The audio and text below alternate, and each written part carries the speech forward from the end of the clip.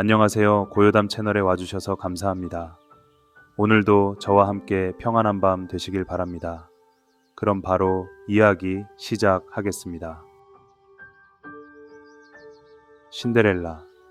옛날 한 부유한 가정에 아름답고 착한 딸이 살고 있었습니다. 그러나 그녀의 어머니가 일찍 세상을 떠나고 아버지가 새어머니와 그녀의 두 딸을 맞아들이자 이 소녀의 삶은 완전히 바뀌고 말았습니다. 새어머니는 그녀를 하녀처럼 부리며 언제나 어려운 일만 시켰고 새언니들은 소녀를 무시하며 괴롭혔습니다. 소녀는 벽난로 근처에서 항상 죄를 치우는 일을 했기 때문에 새언니들은 그녀를 비웃으며 신데렐라라고 불렀습니다. 어느 날 왕궁에서 성대한 무도회가 열린다는 소식이 들려왔습니다. 모든 귀족 아가씨들이 초대되었고 왕자는 무도회에서 자신의 신부를 찾을 것이라 했습니다. 새어머니와 두 새언니는 화려한 드레스를 준비하며 들떠 있었지만 신데렐라는 무도회에 갈 수 없었습니다. 그녀는 혼자 벽난로 옆에 앉아 울며 하소연했습니다. 그때 마법의 요정이 나타나 그녀를 위로했습니다. 신데렐라, 울지 말렴. 내가 네가 무도회에 갈 수 있도록 도와줄게. 요정은 호박을 화려한 마차로 변하고 쥐들을 말로 낡은 옷을 눈부신 드레스로 바꾸었습니다. 또한 반짝이는 유리구두 한 켤레를 건네며 말했습니다. 하지만 명심하렴. 밤 12시가 되면 모든 마법이 사라질 것이다. 신데렐라는 무도회장에 도착해 왕자와 춤을 추며 행복한 시간을 보냈습니다. 왕자는 그녀에게 한눈에 반했지만 12시가 가까워지자 신데렐라는 황급히 달아났습니다. 그 과정에서 유리구두 한 짝을 떨어뜨리고 말았습니다. 다음 날 왕자는 유리구두의 주인을 찾기 위해 온 나라를 돌아다녔습니다. 그 구두는 새언니들에게는 맞지 않았고 마침내 신데렐라에게 갖다 대자 구두가 완벽히 들어맞았습니다. 왕자는 기쁨에 차 그녀를 자신의 신부로 맞이했습니다. 그 후 신데렐라는 궁전에서 행복한 삶을 살았고 언제나 친절함과 용기를 잃지 않았습니다.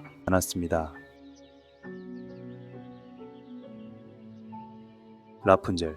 옛날 어느 부부가 아이를 간절히 바라고 있었습니다. 마침내 아내가 아이를 갖게 되었을 때 그녀는 창밖에 보이는 라푼젤이라는 마법의 허브를 먹고 싶어 했습니다.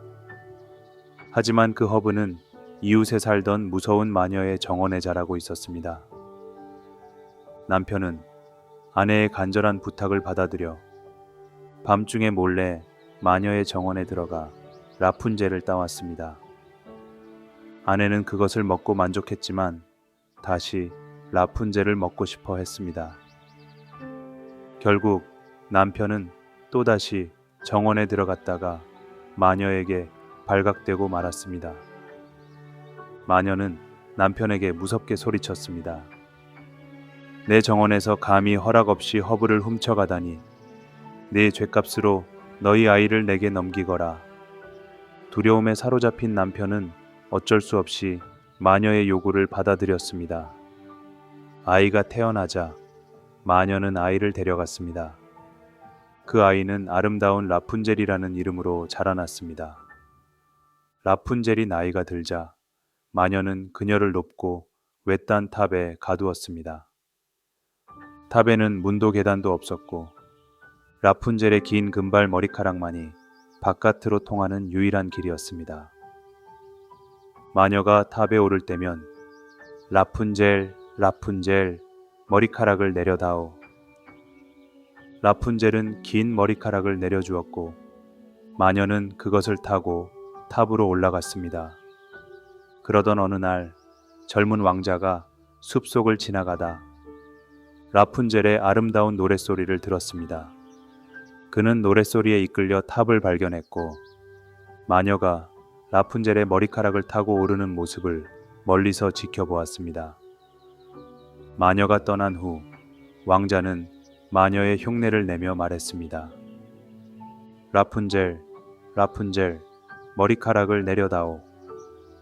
라푼젤은 머리카락을 내려주었고 왕자는 그것을 타고 탑에 올랐습니다.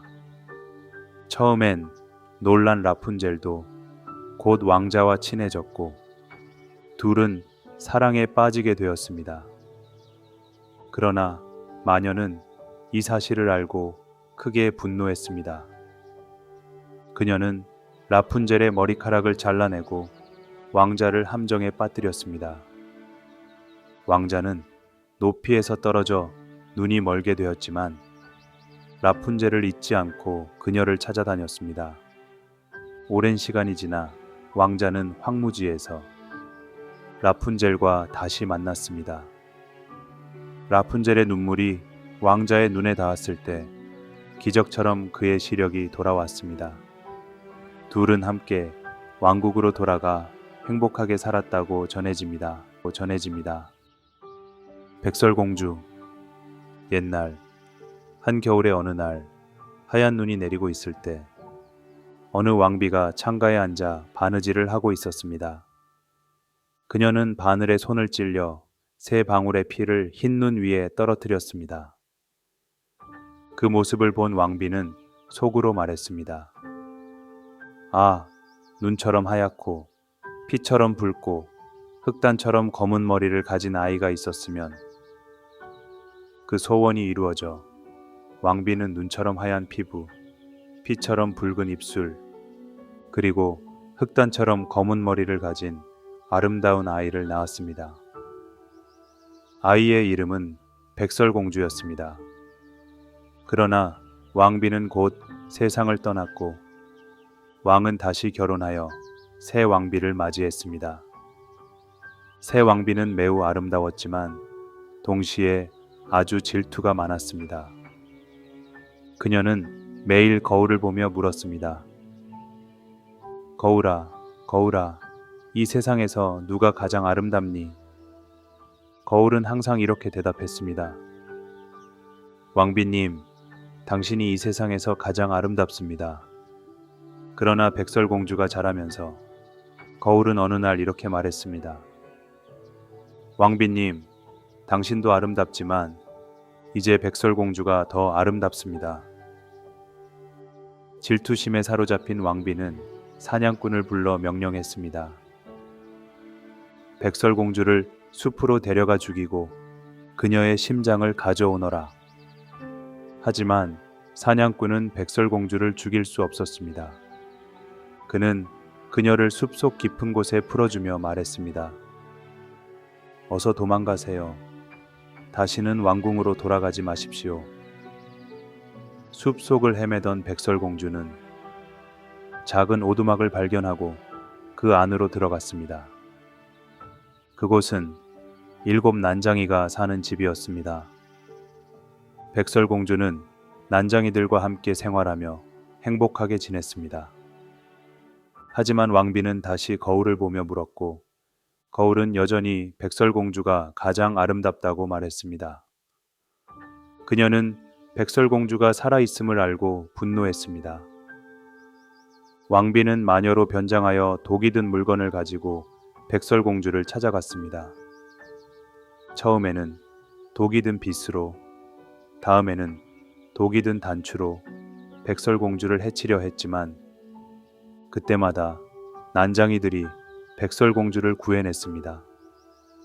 그러나 왕비는 다시 독이 든 사과를 만들어 그 사과를 백설공주에게 먹였고 백설공주는 깊은 잠에 빠지고 말았습니다. 난장이들은 그녀를 죽었다고 생각했지만 너무 아름다워서 그녀를 땅에 묻지 못하고 유리관 속에 넣어 산 꼭대기에 두었습니다. 많은 시간이 흐른 후 한 왕자가 그곳을 지나가다 백설공주를 발견했습니다. 그녀의 아름다움에 반한 왕자는 난장이들에게 그녀를 데려갈 수 있도록 허락을 구했습니다. 왕자는 백설공주를 조심스럽게 옮기던 중 그만 독이 든 사과 조각이 그녀의 입에서 빠져나왔습니다. 백설공주는 깨어났고 왕자는 그녀와 결혼하겠다고 약속했습니다. 백설공주는 난장이들과 작별하고 왕자와 함께 행복하게 살게 되었습니다. 한편 왕비는 결국 자신의 질투와 악행으로 인해 벌을 받고 말았다고 전해집니다. 들장미 공주. 옛날 어느 왕국에 아이가 없던 왕과 왕비가 살고 있었습니다. 그들은 오랫동안 자식을 간절히 바랐고 마침내 아름다운 공주가 태어났습니다. 기쁨에 넘친 왕과 왕비는 대대적인 축하 잔치를 열었습니다.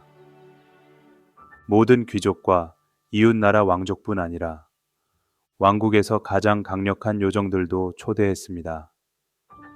그러나 왕은 요정 한 명을 잊고 말았습니다. 이 요정은 오래된 탑에서 홀로 살아가며 다른 사람들과는 거의 교류하지 않는 존재였습니다. 그녀는 왕에게 초대받지 못하자 크게 화를 내며 축하 연회에 불쑥 나타났습니다. 왕이여, 나를 초대하지 않았으니 이 공주에게 내가 저주를 내리겠소. 공주가 15살이 되던 날 물레 바늘에 찔려 죽을 것이다. 그녀는 무시무시한 저주를 남기고 사라졌습니다. 잔치에 참석했던 한 선한 요정이 공주를 돕기 위해 나섰습니다. 그녀는 저주를 완전히 없앨 순 없었지만 그 대신 공주가 죽지 않고 깊은 잠에 빠지게 하겠다고 약속했습니다. 공주는 15살이 되던 날 물레 바늘에 찔리면 죽지 않고 100년 동안 잠에 빠지게 될 것입니다. 그 이후에는 진정한 사랑의 키스를 통해 깨어날 수 있을 것입니다. 왕은 왕국 전체의 물레를 모두 모아 태워버리고 어느 곳에서도 물레를 사용할 수 없게 했습니다. 공주는 점점 아름답고 지혜로운 소녀로 자라났지만 그날이 다가오자 왕과 왕비는 점점 더 걱정했습니다. 15살 생일이 되던 날 공주는 오래된 성의 으슥한 방에 올라갔다가 낯선 물레를 발견했습니다. 호기심 많은 공주는 물레를 만져보다가 바늘에 찔리고 말았습니다. 그 즉시 그녀는 깊은 잠에 빠졌습니다. 마법은 공주뿐만 아니라 왕궁 전체에 영향을 미쳤습니다. 왕과 왕비, 하인들, 심지어 동물들까지 모두 깊은 잠에 빠졌고 성은 서서히 가시덤불로 덮였습니다. 사람들은 이곳을 잠자는 숲속의 성이라 불렀고 100년 동안 아무도 들어가지 못했습니다. 100년이 지나자 한 용감한 왕자가 이 전설을 듣고 성을 찾아갔습니다. 가시덤불은 마법처럼 그에게 길을 열어주었고 왕자는 성 안으로 들어가 잠든 공주를 발견했습니다. 그녀는 여전히 100년 전의 모습 그대로 아름답게 잠들어 있었습니다. 왕자는 그녀를 바라보며 사랑에 빠졌고 진심 어린 마음으로 공주의 이마에 입을 맞췄습니다. 그 순간 마법은 풀리고 공주는 깨어났습니다. 성 안의 모든 사람들도 깨어나 100년의 시간을 잊고 다시 생기를 되찾았습니다.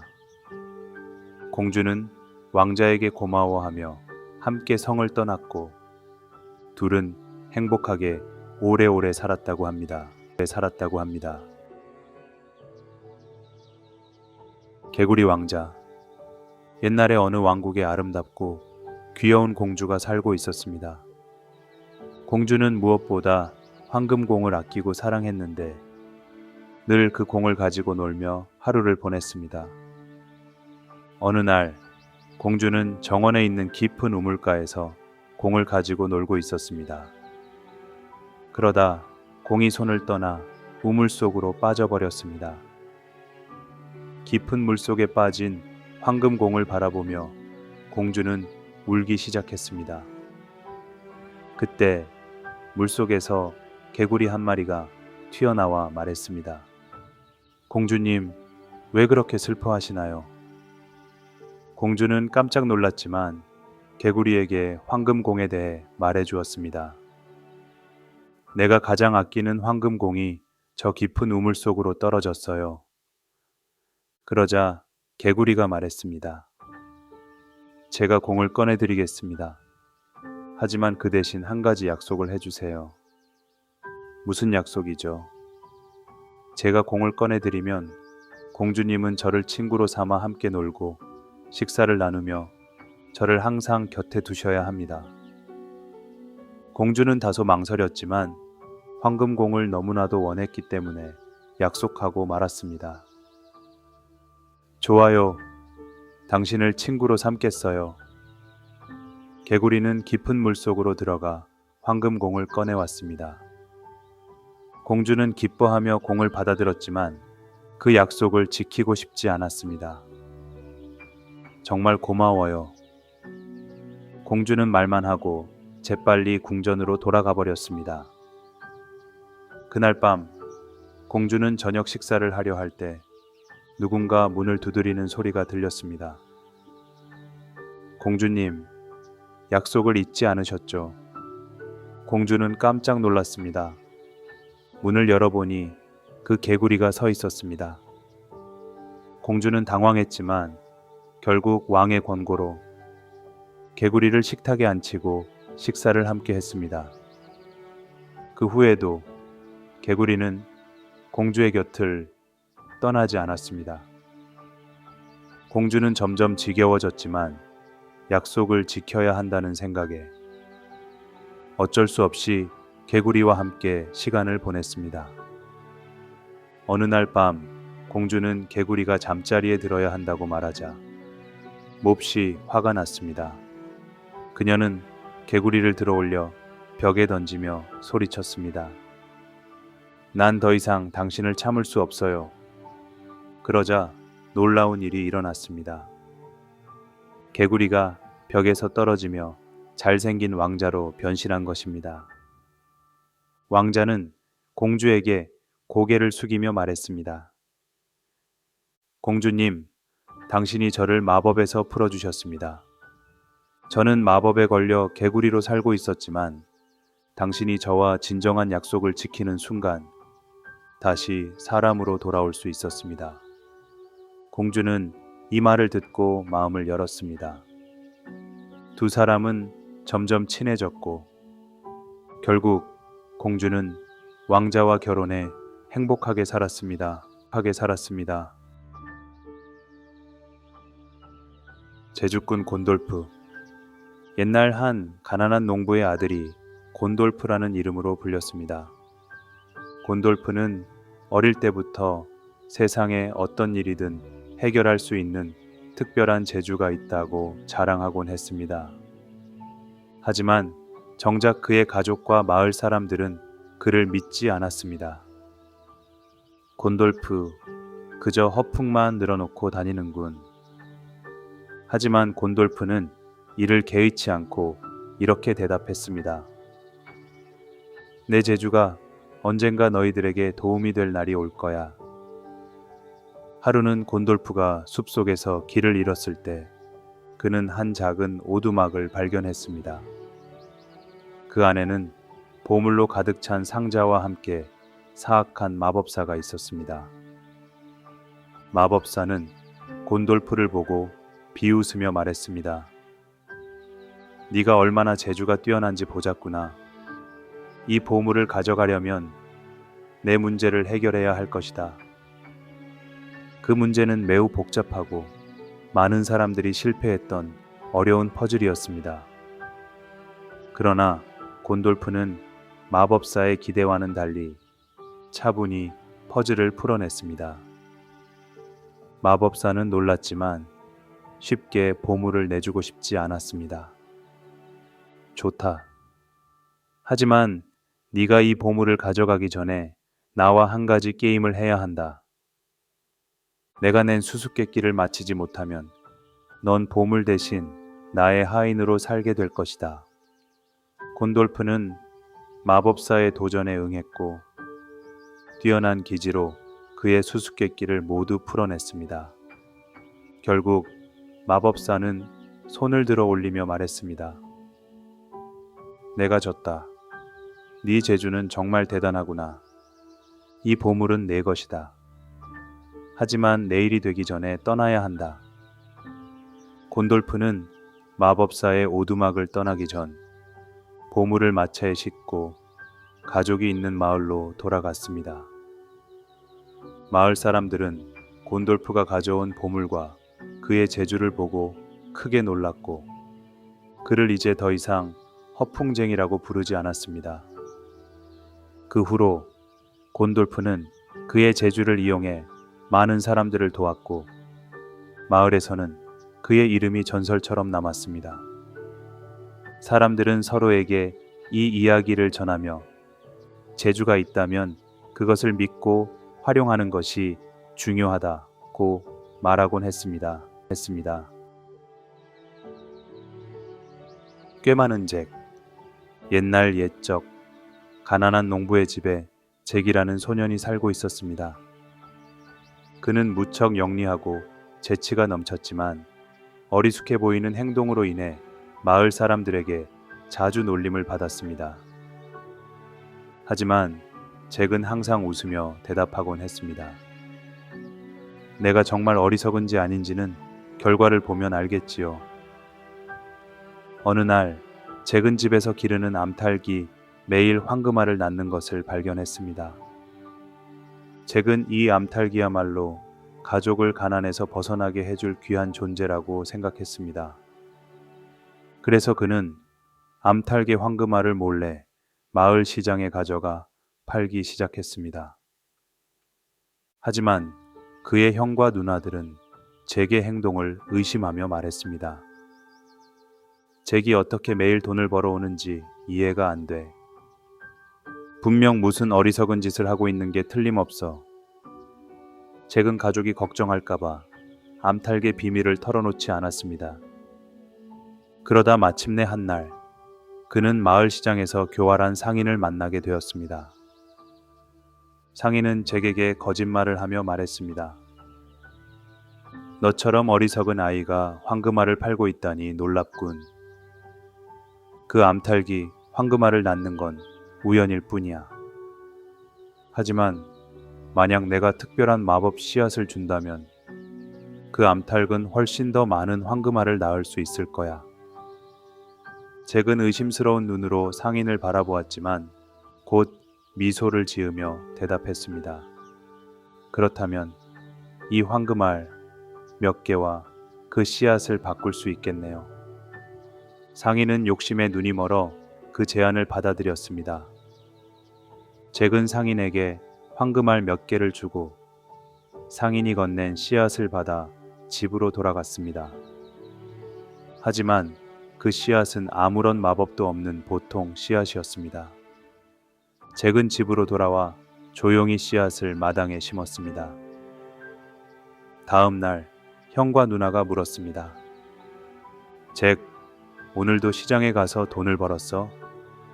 잭은 웃으며 대답했습니다. 네, 곧 더 큰 수확이 있을 거예요. 며칠 뒤 잭은 다시 시장으로 가서 그 상인을 찾아갔습니다. 상인은 그 사이 잭의 황금알을 시장에서 팔아 많은 돈을 벌고 있었지만 잭은 아무런 원망도 없이 미소를 지으며 말했습니다. 저에게 준 씨앗은 효과가 없었어요. 혹시 더 좋은 마법 씨앗은 없나요? 상인은 잭을 속이는 것이 쉬웠다고 생각하며 다시 값싼 씨앗을 몇 개 더 건네주었습니다. 하지만 이번에는 잭이 더 많은 황금알을 요구했습니다. 씨앗이 더 비싸 보이니 그만큼 더 많은 황금알과 바꿔야겠어요. 상인은 탐욕에 넘어가 그 거래를 승낙했고 잭은 한 번 더 황금알 몇 개를 주고 씨앗을 가져갔습니다. 하지만 상인은 그날 밤 자신이 잭에게 받은 황금알이 모조리 가짜였다는 사실을 알게 되었습니다. 그는 황급히 잭을 찾아갔지만 잭은 이미 집으로 돌아와 암탉을 잘 보살피고 있었습니다. 잭은 교활한 상인을 속이며 자신의 가족을 무사히 가난에서 벗어나게 할 수 있었고, 형과 누나도 이제는 더 이상 잭을 어리숙하다고 놀리지 않았습니다. 왜냐하면 그들은 이제 잭이 정말로 꽤 많은 사람이라는 것을 알게 되었기 때문입니다. 황금거위. 옛날 어느 작은 마을에 한 농부의 세 아들이 살고 있었습니다. 큰형과 둘째 형은 매우 똑똑하다고 자부했지만 막내는 늘 어리숙하다는 이유로 멍청이라 불렸습니다. 그럼에도 막내는 착하고 정직하며 항상 노력하는 사람이었습니다. 어느 날 농부는 아들들에게 숲속에 있는 나무를 베어오라고 명령했습니다. 큰형은 먼저 도끼를 들고 나무를 베러 갔습니다. 숲속에서 그는 작은 노파를 만났습니다. 노파는 지친 목소리로 말했습니다. 젊은이, 내가 배가 고픈데 빵 한 조각만 주겠니? 큰형은 노파를 쳐다보며 무시했습니다. 내 먹을 것도 부족한데 무슨 빵을 줘? 그는 거만하게 도끼질을 했지만 나무는 전혀 베어지지 않았습니다. 그 다음 날 둘째 형이 나무를 베러 갔습니다. 노파는 다시 나타나 같은 부탁을 했지만 둘째 형도 냉정하게 거절했습니다. 그의 도끼 역시 나무를 베지 못했습니다. 마지막으로 막내가 나섰습니다. 그는 숲에 들어가 도끼를 준비하는데 노파가 나타나 말을 걸었습니다. 젊은이, 배가 고프구나. 빵 한 조각만 나누어 주겠니? 막내는 따뜻한 미소로 대답했습니다. 물론이죠. 이 빵을 드시고 힘을 내세요. 노파는 빵을 받아 먹고 막내에게 고맙다고 말했습니다. 너는 정말 착하구나. 너의 착함에 보답하여 내가 너에게 특별한 선물을 주마. 노파는 막내를 안내해 숲속 깊은 곳에 숨겨진 황금거위를 보여주었습니다. 이 거위는 금으로 만들어졌고 그 깃털을 잘 관리하면 너의 삶이 달라질 거야. 막내는 황금거위를 가져가 집으로 돌아갔습니다. 그는 마을의 주막에서 잠시 쉬려고 했는데 주막 주인의 딸들이 황금거위를 보고 호기심에 다가왔습니다. 이 깃털을 만져볼래요. 그런데 이상한 일이 벌어졌습니다. 한 명이 거위를 만지자 그녀의 손이 거위에 붙어 떨어지지 않았습니다. 두 번째 딸이 도와주려다가 그녀 역시 붙어버렸습니다. 이후 주막 주인까지 도와주려다가 붙게 되었고 결국 황금거위 뒤에 사람들이 줄지어 붙어 다니게 되었습니다. 막내는 황금거위를 들고 성으로 가서 왕에게 바쳤습니다. 황금거위를 본 왕은 기뻐하며 막내에게 물었습니다. 이 거위를 어떻게 얻었느냐? 막내는 정직하게 자신의 이야기를 전했고 왕은 그의 정직함과 착한 마음을 칭찬하며 그를 자신의 사위로 삼아 공주와 결혼하게 했습니다. 그 후로 막내는 더 이상 멍청이가 아니라 지혜롭고 정직한 사람으로 기억되며 행복하게 살았다고 합니다.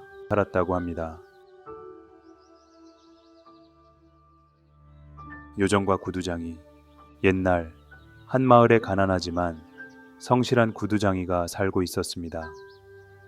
그는 좋은 구두를 만들 줄 알았지만 운이 따라주지 않아 가진 것이 거의 없었습니다. 결국 그는 마지막 가죽 한 장만을 남겨두고 있었습니다. 구두를 만들며 하루하루 연명하던 그는 그날 밤 마지막 가죽을 재단하고 잠자리에 들었습니다. 내일 아침에 이 가죽으로 새 구두를 만들어야겠군. 그는 조용히 중얼거리며 잠들었습니다. 다음 날 아침 놀라운 일이 벌어졌습니다. 자신이 재단해둔 가죽이 완성된 구두로 바뀌어 있었던 것입니다. 그 구두는 마치 최고의 장인이 만든 것처럼 정교하고 아름다웠습니다. 구두장은 믿을 수 없었지만 바로 시장에 나가 그 구두를 팔았습니다. 구두는 금방 팔렸고 그는 더 많은 가죽을 살 수 있게 되었습니다. 그날 밤 그는 다시 가죽을 재단해두고 잠자리에 들었습니다. 다음 날 아침 또다시 정교한 새 구두가 완성되어 있었습니다. 그는 다시 그 구두를 팔아 조금 더 여유로운 삶을 살 수 있게 되었습니다. 이 일이 계속되자 구두장은 점점 더 많은 가죽을 사들여 날마다 구두를 만들어 팔기 시작했습니다. 그는 어느새 부유한 장인이 되었고 마을에서도 인정받는 사람이 되었습니다. 그러던 어느 날 구두장은 문득 궁금해졌습니다. 도대체 누가 이렇게 완벽한 구두를 만들어주는 것일까? 그는 그날 밤 늦게까지 몰래 숨어서 작업대를 지켜보았습니다. 그리고 자정이 다가왔을 때 작은 요정들 2명이 나타났습니다.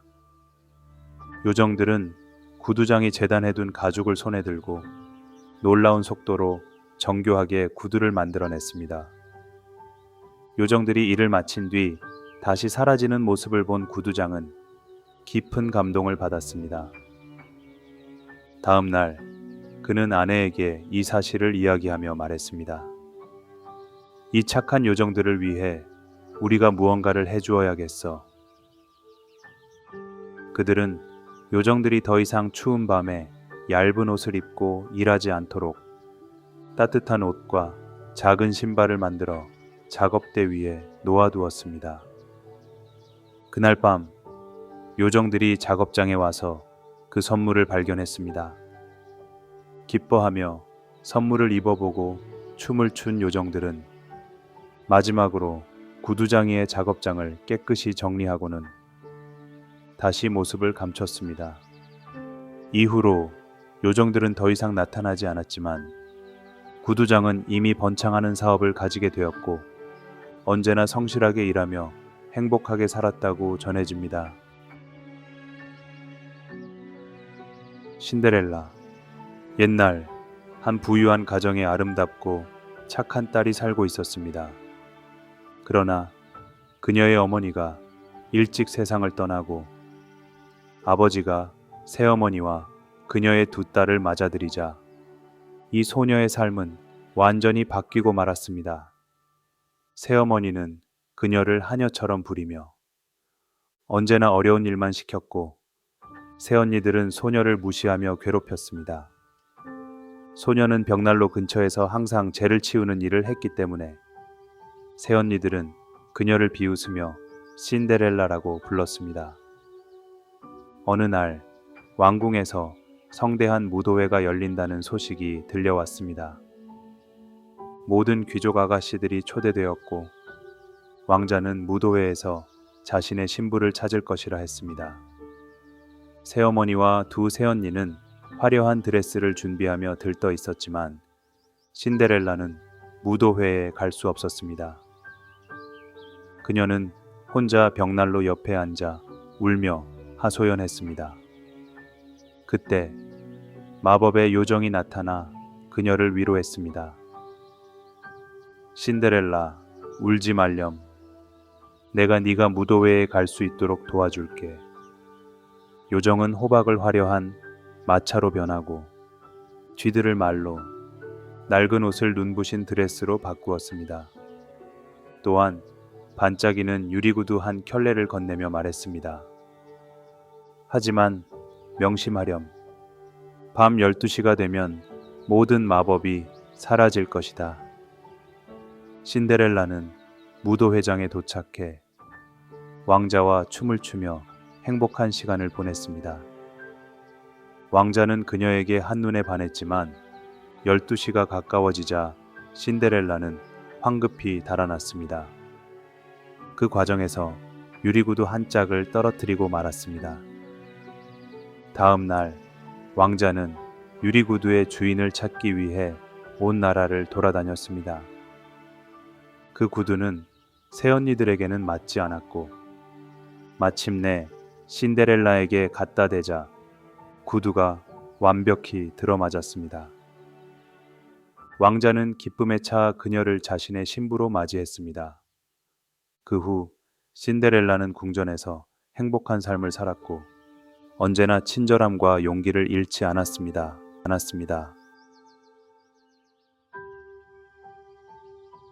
라푼젤. 옛날 어느 부부가 아이를 간절히 바라고 있었습니다. 마침내 아내가 아이를 갖게 되었을 때 그녀는 창밖에 보이는 라푼젤이라는 마법의 허브를 먹고 싶어 했습니다. 하지만 그 허브는 이웃에 살던 무서운 마녀의 정원에 자라고 있었습니다.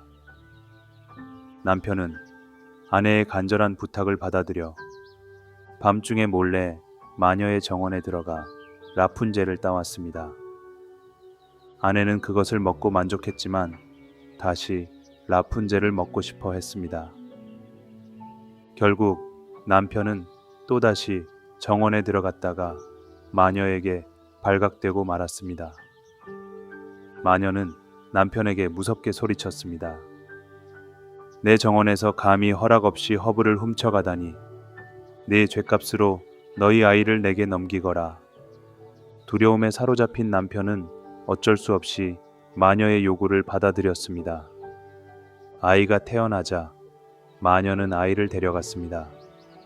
그 아이는 아름다운 라푼젤이라는 이름으로 자라났습니다. 라푼젤이 나이가 들자 마녀는 그녀를 높고 외딴 탑에 가두었습니다. 탑에는 문도 계단도 없었고 라푼젤의 긴 금발 머리카락만이 바깥으로 통하는 유일한 길이었습니다. 마녀가 탑에 오를 때면 라푼젤, 라푼젤, 머리카락을 내려다오. 라푼젤은 긴 머리카락을 내려주었고 마녀는 그것을 타고 탑으로 올라갔습니다. 그러던 어느 날 젊은 왕자가 숲속을 지나가다 라푼젤의 아름다운 노랫소리를 들었습니다. 그는 노랫소리에 이끌려 탑을 발견했고 마녀가 라푼젤의 머리카락을 타고 오르는 모습을 멀리서 지켜보았습니다. 마녀가 떠난 후 왕자는 마녀의 흉내를 내며 말했습니다. 라푼젤, 라푼젤, 머리카락을 내려다오. 라푼젤은 머리카락을 내려주었고 왕자는 그것을 타고 탑에 올랐습니다. 처음엔 놀란 라푼젤도 곧 왕자와 친해졌고 둘은 사랑에 빠지게 되었습니다. 그러나 마녀는 이 사실을 알고 크게 분노했습니다. 그녀는 라푼젤의 머리카락을 잘라내고 왕자를 함정에 빠뜨렸습니다. 왕자는 높이에서 떨어져 눈이 멀게 되었지만 라푼젤을 잊지 않고 그녀를 찾아다녔습니다. 오랜 시간이 지나 왕자는 황무지에서 라푼젤과 다시 만났습니다. 라푼젤의 눈물이 왕자의 눈에 닿았을 때 기적처럼 그의 시력이 돌아왔습니다. 둘은 함께 왕국으로 돌아가 행복하게 살았다고 전해집니다. 백설공주. 옛날 한겨울의 어느 날 하얀 눈이 내리고 있을 때 어느 왕비가 창가에 앉아 바느질을 하고 있었습니다. 그녀는 바늘에 손을 찔려 세 방울의 피를 흰 눈 위에 떨어뜨렸습니다. 그 모습을 본 왕비는 속으로 말했습니다. 아, 눈처럼 하얗고 피처럼 붉고 흑단처럼 검은 머리를 가진 아이가 있었으면. 그 소원이 이루어져 왕비는 눈처럼 하얀 피부, 피처럼 붉은 입술, 그리고 흑단처럼 검은 머리를 가진 아름다운 아이를 낳았습니다. 아이의 이름은 백설공주였습니다.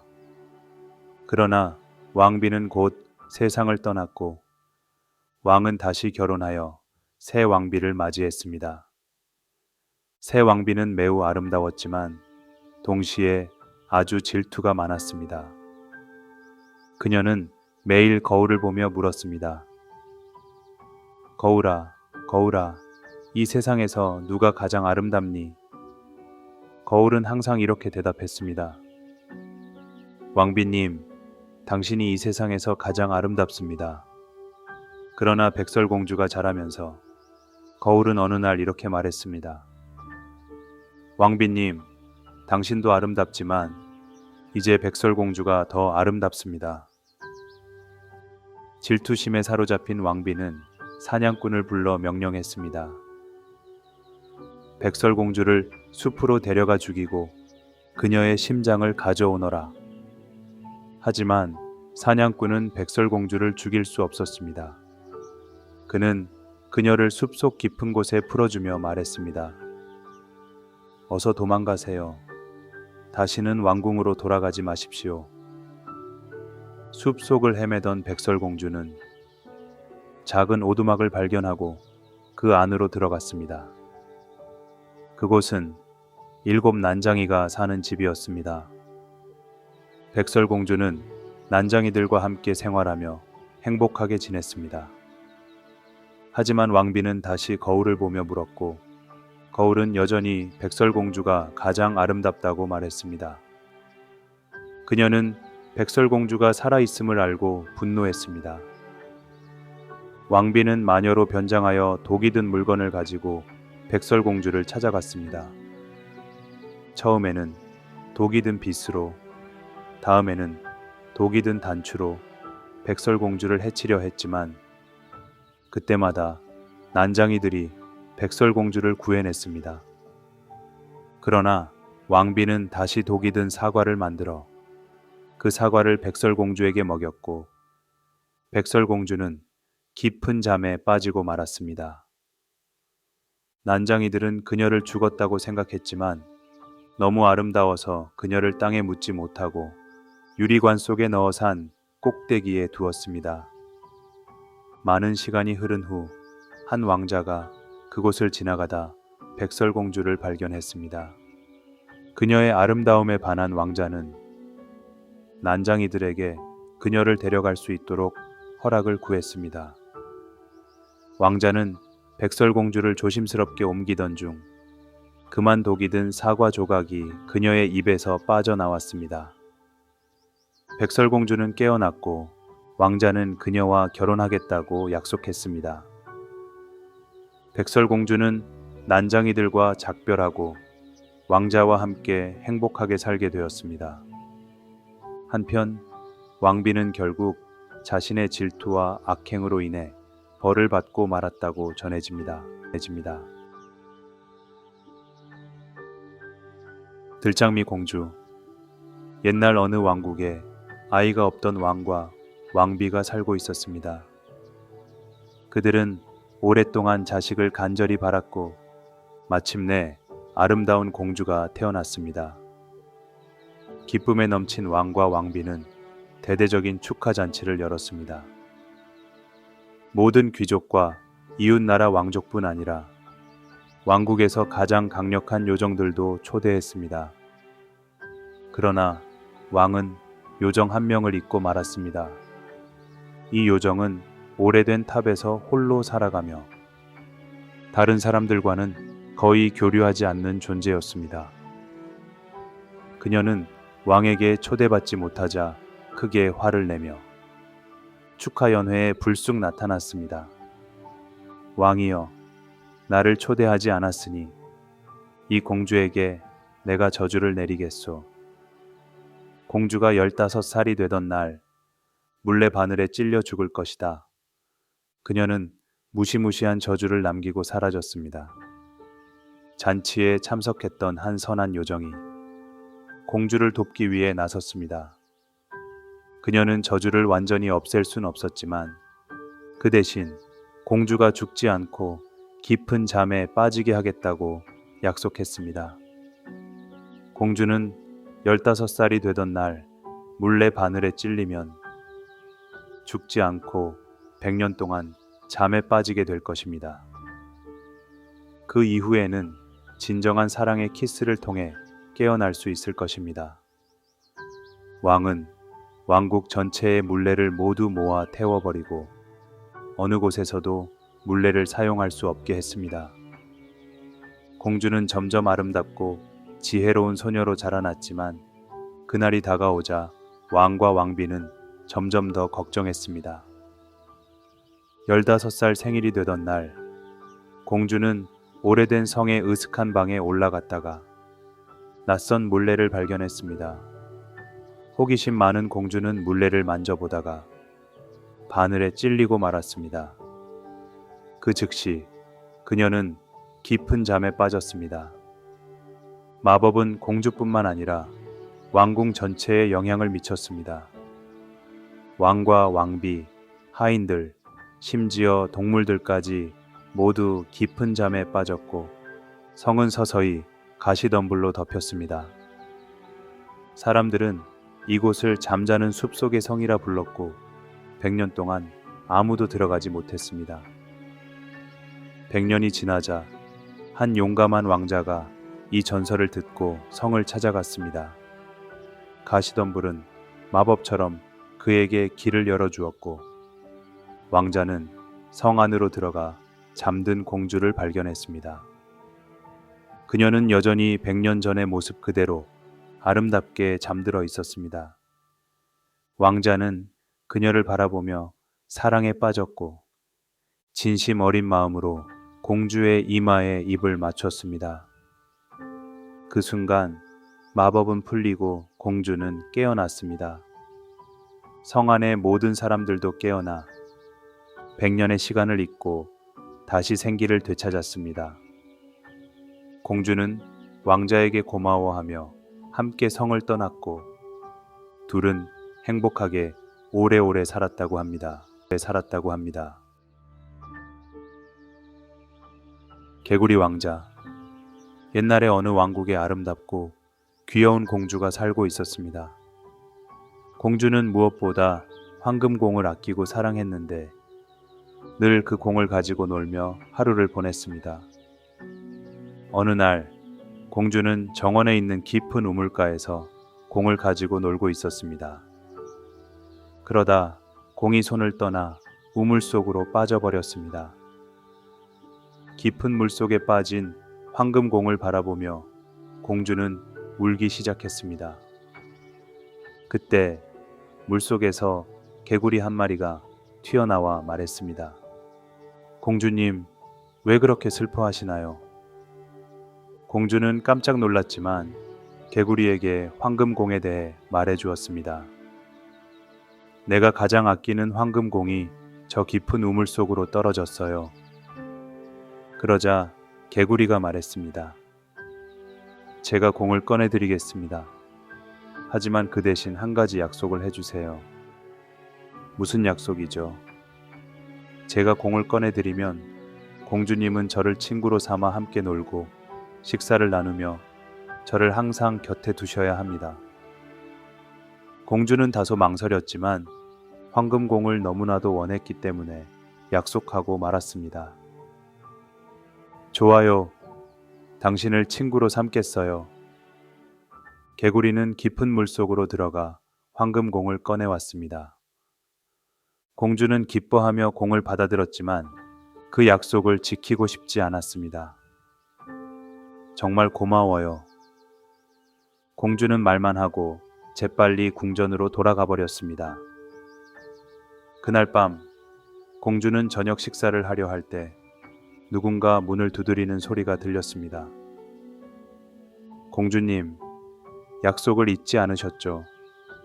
공주는 깜짝 놀랐습니다. 문을 열어보니 그 개구리가 서 있었습니다. 공주는 당황했지만 결국 왕의 권고로 개구리를 식탁에 앉히고 식사를 함께 했습니다. 그 후에도 개구리는 공주의 곁을 떠나지 않았습니다. 공주는 점점 지겨워졌지만 약속을 지켜야 한다는 생각에 어쩔 수 없이 개구리와 함께 시간을 보냈습니다. 어느 날 밤 공주는 개구리가 잠자리에 들어야 한다고 말하자 몹시 화가 났습니다. 그녀는 개구리를 들어올려 벽에 던지며 소리쳤습니다. 난 더 이상 당신을 참을 수 없어요. 그러자 놀라운 일이 일어났습니다. 개구리가 벽에서 떨어지며 잘생긴 왕자로 변신한 것입니다. 왕자는 공주에게 고개를 숙이며 말했습니다. 공주님, 당신이 저를 마법에서 풀어주셨습니다. 저는 마법에 걸려 개구리로 살고 있었지만 당신이 저와 진정한 약속을 지키는 순간 다시 사람으로 돌아올 수 있었습니다. 공주는 이 말을 듣고 마음을 열었습니다. 두 사람은 점점 친해졌고 결국 공주는 왕자와 결혼해 행복하게 살았습니다. 제주꾼 곤돌프. 옛날 한 가난한 농부의 아들이 곤돌프라는 이름으로 불렸습니다. 곤돌프는 어릴 때부터 세상에 어떤 일이든 해결할 수 있는 특별한 재주가 있다고 자랑하곤 했습니다. 하지만 정작 그의 가족과 마을 사람들은 그를 믿지 않았습니다. 곤돌프, 그저 허풍만 늘어놓고 다니는군. 하지만 곤돌프는 이를 개의치 않고 이렇게 대답했습니다. 내 재주가 언젠가 너희들에게 도움이 될 날이 올 거야. 하루는 곤돌프가 숲속에서 길을 잃었을 때 그는 한 작은 오두막을 발견했습니다. 그 안에는 보물로 가득 찬 상자와 함께 사악한 마법사가 있었습니다. 마법사는 곤돌프를 보고 비웃으며 말했습니다. 네가 얼마나 재주가 뛰어난지 보자꾸나. 이 보물을 가져가려면 내 문제를 해결해야 할 것이다. 그 문제는 매우 복잡하고 많은 사람들이 실패했던 어려운 퍼즐이었습니다. 그러나 곤돌프는 마법사의 기대와는 달리 차분히 퍼즐을 풀어냈습니다. 마법사는 놀랐지만 쉽게 보물을 내주고 싶지 않았습니다. 좋다. 하지만 네가 이 보물을 가져가기 전에 나와 한 가지 게임을 해야 한다. 내가 낸 수수께끼를 마치지 못하면 넌 보물 대신 나의 하인으로 살게 될 것이다. 곤돌프는 마법사의 도전에 응했고 뛰어난 기지로 그의 수수께끼를 모두 풀어냈습니다. 결국 마법사는 손을 들어 올리며 말했습니다. 내가 졌다. 네 재주는 정말 대단하구나. 이 보물은 내 것이다. 하지만 내일이 되기 전에 떠나야 한다. 곤돌프는 마법사의 오두막을 떠나기 전 보물을 마차에 싣고 가족이 있는 마을로 돌아갔습니다. 마을 사람들은 곤돌프가 가져온 보물과 그의 재주를 보고 크게 놀랐고 그를 이제 더 이상 허풍쟁이라고 부르지 않았습니다. 그 후로 곤돌프는 그의 재주를 이용해 많은 사람들을 도왔고 마을에서는 그의 이름이 전설처럼 남았습니다. 사람들은 서로에게 이 이야기를 전하며 재주가 있다면 그것을 믿고 활용하는 것이 중요하다고 말하곤 했습니다.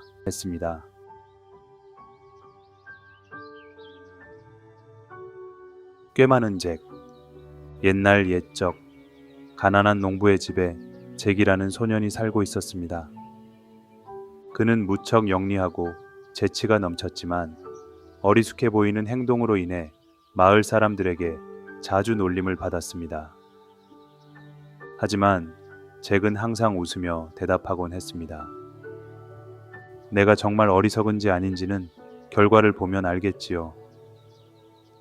어느 날 잭은 집에서 기르는 암탉이 매일 황금알을 낳는 것을 발견했습니다. 잭은 이 암탉이야말로 가족을 가난에서 벗어나게 해줄 귀한 존재라고 생각했습니다. 그래서 그는 암탉의 황금알을 몰래 마을 시장에 가져가 팔기 시작했습니다. 하지만 그의 형과 누나들은 잭의 행동을 의심하며 말했습니다. 잭이 어떻게 매일 돈을 벌어오는지 이해가 안 돼. 분명 무슨 어리석은 짓을 하고 있는 게 틀림없어. 잭은 가족이 걱정할까봐 암탉의 비밀을 털어놓지 않았습니다. 그러다 마침내 한 날, 그는 마을 시장에서 교활한 상인을 만나게 되었습니다. 상인은 잭에게 거짓말을 하며 말했습니다. 너처럼 어리석은 아이가 황금알을 팔고 있다니 놀랍군. 그 암탉이 황금알을 낳는 건 우연일 뿐이야. 하지만 만약 내가 특별한 마법 씨앗을 준다면 그 암탉은 훨씬 더 많은 황금알을 낳을 수 있을 거야. 잭은 의심스러운 눈으로 상인을 바라보았지만 곧 미소를 지으며 대답했습니다. 그렇다면 이 황금알 몇 개와 그 씨앗을 바꿀 수 있겠네요. 상인은 욕심에 눈이 멀어 그 제안을 받아들였습니다. 잭은 상인에게 황금알 몇 개를 주고 상인이 건넨 씨앗을 받아 집으로 돌아갔습니다. 하지만 그 씨앗은 아무런 마법도 없는 보통 씨앗이었습니다. 잭은 집으로 돌아와 조용히 씨앗을 마당에 심었습니다. 다음 날 형과 누나가 물었습니다. 잭, 오늘도 시장에 가서 돈을 벌었어? 잭은 웃으며 대답했습니다. 네, 곧 더 큰 수확이 있을 거예요. 며칠 뒤 잭은 다시 시장으로 가서 그 상인을 찾아갔습니다. 상인은 그 사이 잭의 황금알을 시장에서 팔아 많은 돈을 벌고 있었지만 잭은 아무런 원망도 없이 미소를 지으며 말했습니다. 저에게 준 씨앗은 효과가 없었어요. 혹시 더 좋은 마법 씨앗은 없나요? 상인은 잭을 속이는 것이 쉬웠다고 생각하며 다시 값싼 씨앗을 몇 개 더 건네주었습니다. 하지만 이번에는 잭이 더 많은 황금알을 요구했습니다. 씨앗이 더 비싸 보이니 그만큼 더 많은 황금알과 바꿔야겠어요. 상인은 탐욕에 넘어가 그 거래를 승낙했고 잭은 한 번 더 황금알 몇 개를 주고 씨앗을 가져갔습니다. 하지만 상인은 그날 밤 자신이 잭에게 받은 황금알이 모조리 가짜였다는 사실을 알게 되었습니다. 그는 황급히 잭을 찾아갔지만 잭은 이미 집으로 돌아와 암탉을 잘 보살피고 있었습니다. 잭은 교활한 상인을 속이며 자신의 가족을 무사히 가난에서 벗어나게 할 수 있었고 형과 누나도 이제는 더 이상 잭을 어리숙하다고 놀리지 않았습니다. 왜냐하면 그들은 이제 잭이 정말로 꽤 많은 사람이라는 것을 알게 되었기 때문입니다. 황금거위. 옛날 어느 작은 마을에 한 농부의 세 아들이 살고 있었습니다. 큰형과 둘째 형은 매우 똑똑하다고 자부했지만 막내는 늘 어리숙하다는 이유로 멍청이라 불렸습니다. 그럼에도 막내는 착하고 정직하며 항상 노력하는 사람이었습니다. 어느 날 농부는 아들들에게 숲속에 있는 나무를 베어오라고 명령했습니다. 큰형은 먼저 도끼를 들고 나무를 베러 갔습니다. 숲속에서 그는 작은 노파를 만났습니다. 노파는 지친 목소리로 말했습니다. 젊은이, 내가 배가 고픈데 빵 한 조각만 주겠니? 큰형은 노파를 쳐다보며 무시했습니다. 내 먹을 것도 부족한데 무슨 빵을 줘? 그는 거만하게 도끼질을 했지만 나무는 전혀 베어지지 않았습니다. 그 다음 날 둘째 형이 나무를 베러 갔습니다. 노파는 다시 나타나 같은 부탁을 했지만 둘째 형도 냉정하게 거절했습니다. 그의 도끼 역시 나무를 베지 못했습니다. 마지막으로 막내가 나섰습니다. 그는 숲에 들어가 도끼를 준비하는데 노파가 나타나 말을 걸었습니다. 젊은이, 배가 고프구나. 빵 한 조각만 나누어 주겠니? 막내는 따뜻한 미소로 대답했습니다. 물론이죠. 이 빵을 드시고 힘을 내세요. 노파는 빵을 받아 먹고 막내에게 고맙다고 말했습니다. 너는 정말 착하구나. 너의 착함에 보답하여 내가 너에게 특별한 선물을 주마. 노파는 막내를 안내해 숲속 깊은 곳에 숨겨진 황금 거위를 보여주었습니다. 이 거위는 금으로 만들어졌고 그 깃털을 잘 관리하면 너의 삶이 달라질 거야. 막내는 황금 거위를 가져가 집으로 돌아갔습니다. 그는 마을의 주막에서 잠시 쉬려고 했는데 주막 주인의 딸들이 황금 거위를 보고 호기심에 다가왔습니다. 이 깃털을 만져볼래요. 그런데 이상한 일이 벌어졌습니다. 한 명이 거위를 만지자 그녀의 손이 거위에 붙어 떨어지지 않았습니다. 두 번째 딸이 도와주려다가 그녀 역시 붙어버렸습니다.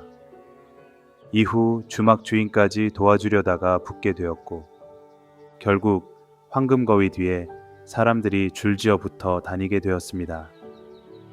막내는 황금 거위를 들고 성으로 가서 왕에게 바쳤습니다. 황금 거위를 본 왕은 기뻐하며 막내에게 물었습니다. 이 거위를 어떻게 얻었느냐? 막내는 정직하게 자신의 이야기를 전했고 왕은 그의 정직함과 착한 마음을 칭찬하며 그를 자신의 사위로 삼아 공주와 결혼하게 했습니다. 그 후로 막내는 더 이상 멍청이가 아니라 지혜롭고 정직한 사람으로 기억되며 행복하게 살았다고 합니다. 요정과 구두장이. 옛날 한 마을에 가난하지만 성실한 구두장이가 살고 있었습니다. 그는 좋은 구두를 만들 줄 알았지만 운이 따라주지 않아 가진 것이 거의 없었습니다. 결국 그는 마지막 가죽 한 장만을 남겨두고 있었습니다. 구두를 만들며 하루하루 연명하던 그는 그날 밤 마지막 가죽을 재단하고 잠자리에 들었습니다. 내일 아침에 이 가죽으로 새 구두를 만들어야겠군. 그는 조용히 중얼거리며 잠들었습니다. 다음 날 아침 놀라운 일이 벌어졌습니다. 자신이 재단해둔 가죽이 완성된 구두로 바뀌어 있었던 것입니다. 그 구두는 마치 최고의 장인이 만든 것처럼 정교하고 아름다웠습니다. 구두장은 믿을 수 없었지만 바로 시장에 나가 그 구두를 팔았습니다. 구두는 금방 팔렸고 그는 더 많은 가죽을 살 수 있게 되었습니다. 그날 밤 그는 다시 가죽을 재단해두고 잠자리에 들었습니다. 다음 날 아침 또다시 정교한 새 구두가 완성되어 있었습니다. 그는 다시 그 구두를 팔아 조금 더 여유로운 삶을 살 수 있게 되었습니다. 이 일이 계속되자 구두장은 점점 더 많은 가죽을 사들여 날마다 구두를 만들어 팔기 시작했습니다. 그는 어느새 부유한 장인이 되었고 마을에서도 인정받는 사람이 되었습니다. 그러던 어느 날 구두장은 문득 궁금해졌습니다. 도대체 누가 이렇게 완벽한 구두를 만들어주는 것일까? 그는 그날 밤 늦게까지 몰래 숨어서 작업대를 지켜보았습니다. 그리고 자정이 다가왔을 때 작은 요정들 2명이 나타났습니다. 요정들은 구두장이 재단해둔 가죽을 손에 들고 놀라운 속도로 정교하게 구두를 만들어냈습니다. 요정들이 일을 마친 뒤 다시 사라지는 모습을 본 구두장은 깊은 감동을 받았습니다. 다음 날 그는 아내에게 이 사실을 이야기하며 말했습니다. 이 착한 요정들을 위해 우리가 무언가를 해주어야겠어.